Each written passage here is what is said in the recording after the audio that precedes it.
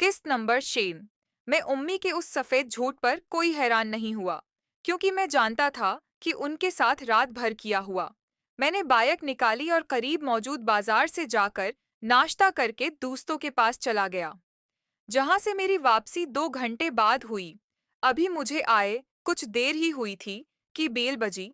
मैंने जाकर दरवाजा खोला तो सामने उम्मी थीं, जिनके साथ जावीद भी था। उम्मी की हालत बहुत खराब हो रही थी।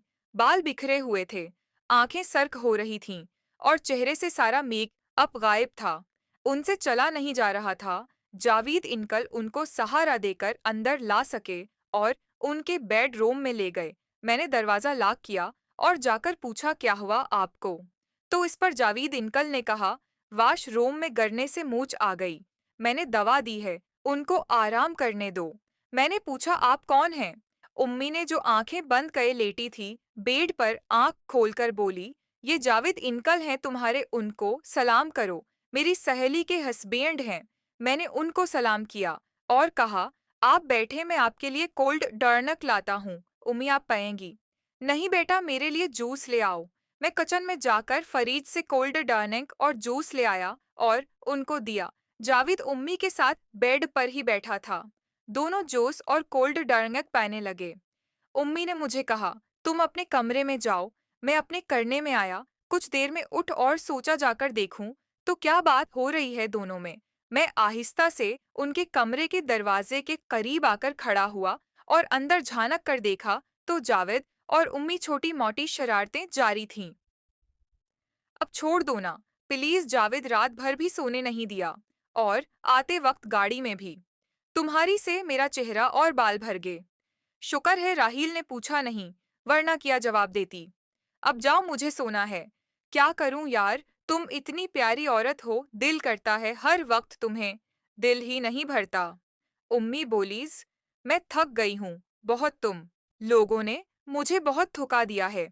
अब कुछ दिन सब्र करो। अच्छा, फिर कब मिलोगी बताओ? बताओ ना जान। जावीद ने उनसे फिर पूछा। मैं फोन कर दूंगी। अब तुम जाओ और मुझे आराम करने दो। अब नहीं हिम्मत हो रही। प्लीज शाजिया, सिर्फ एक बार कर दो, फिर नहीं कहूंगा। देखो रा, झील भी घर में है।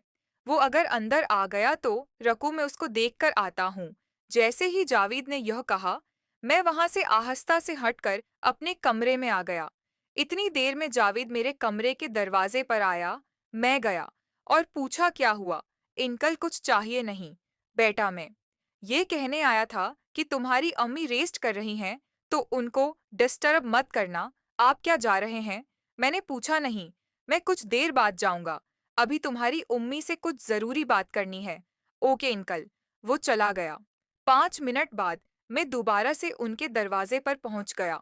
अंदर झांका तो जादीद दरवाजे की तरफ पश्च करके खड़ा था। अब जाओ, मुझे सख्त नींद आई है।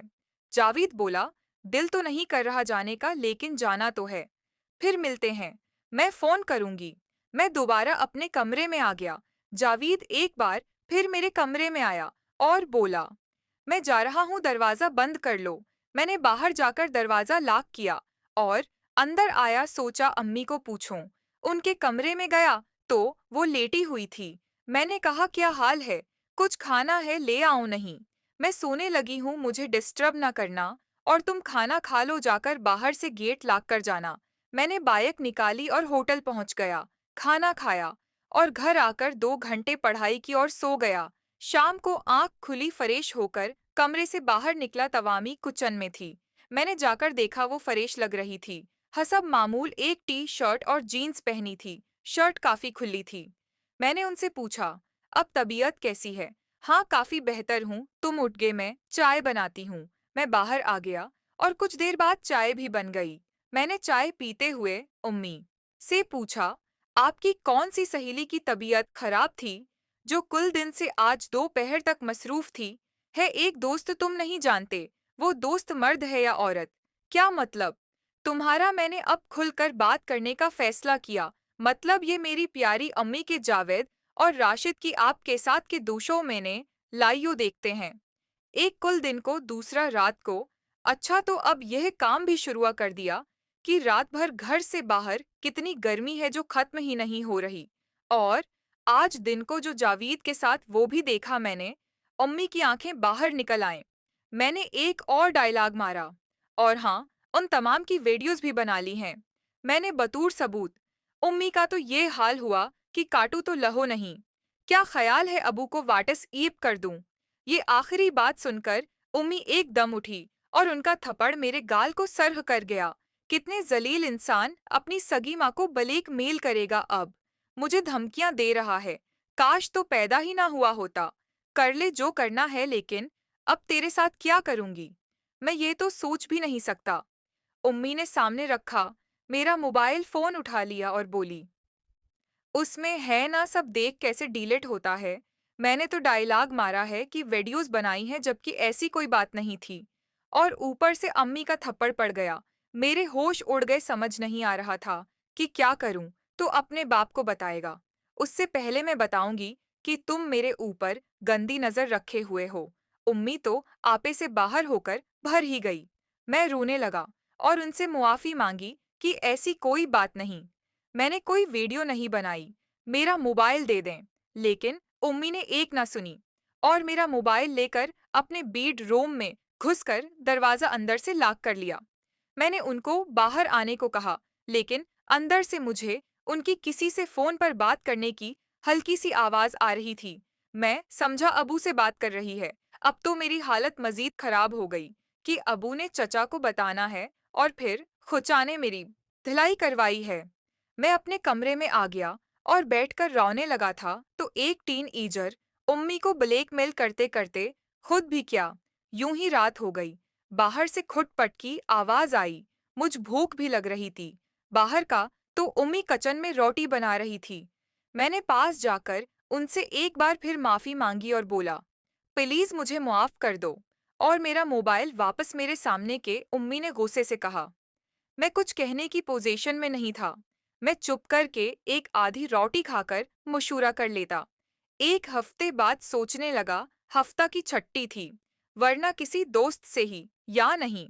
लेकिन वो रात मेरी जिंदगी की एक भयानक रात थी। अचानक मुझे महसूस हुआ कोई मेरे बीड पर मेरे साथ लपटा हुआ है। मैं डर के मार जाग गया और पूछा, कौन है? कमरे की लाइट, जो कि मैं बंद करके सव्या था, जल रही थी और सामने अम्मी दरवाजे के पास खड़ी थी। मैंने खुद को छुड़ाने की कोशिश की, लेकिन मेरे हाथ बंधे और फैसल ने जकड़ा हुआ था और स्याह हुए थे। शायद नींद में इन लोगों ने बांध दिए थे, वरना मैं उन दो पर भारी पड़ता। उसको आज ऐसा सबक सिखाओ कि आइंदा किसी को ब्लैकमेल न कर सके। उम्मी गुस्से से बोली। उनके हाथ में उनका मोबाइल था, जिसके कैमरे का रख मेरी जानिब था। गविया वो मेरी फिल्म बना रही थी। फैसल मेरे सीने पर चढ़ गया और मेरे मन्ना में देने की कोशिश की।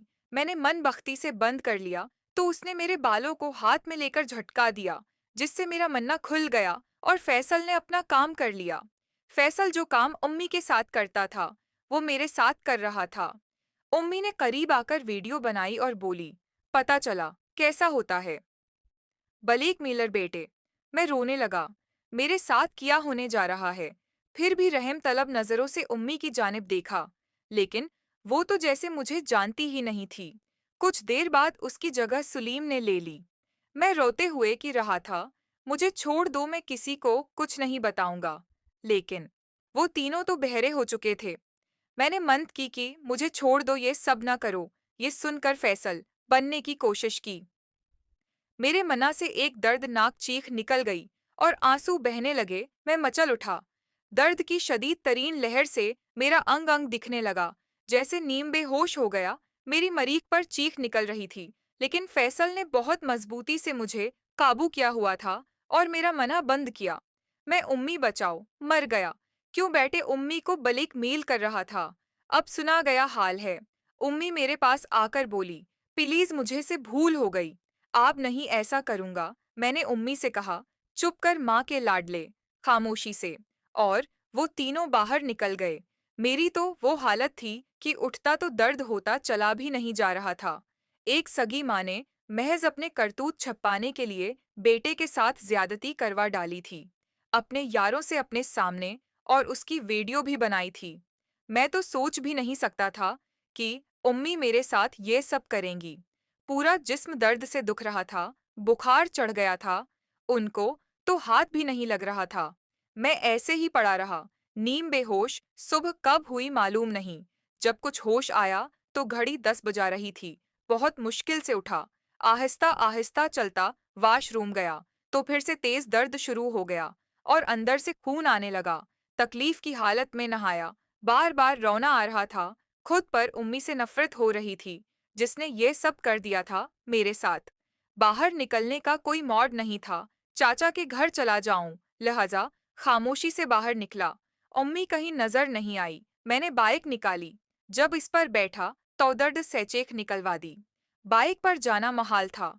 दोबारा उसको अंदर खड़ा किया और पैदल ही मार्केट जाकर पहले नाश्ता किया और फिर एक मेडिकल स्टोर से पेन कलर दवा लेकर खाई, जिससे दर्द कुछ कम हुआ। और चचा के घर पहुंच गया, जहां बच्चों की छुट्टियां थीं। स्कूल से उनको होमवर्क करवाया और दिन को खाने के बाद चची कवामी का फोन आया और मेरा पूछा कि यहाँ ही है, तो चची ने कहा हाँ। चची ने मुझे से पूछा, उम्मी को बताकर नहीं आए।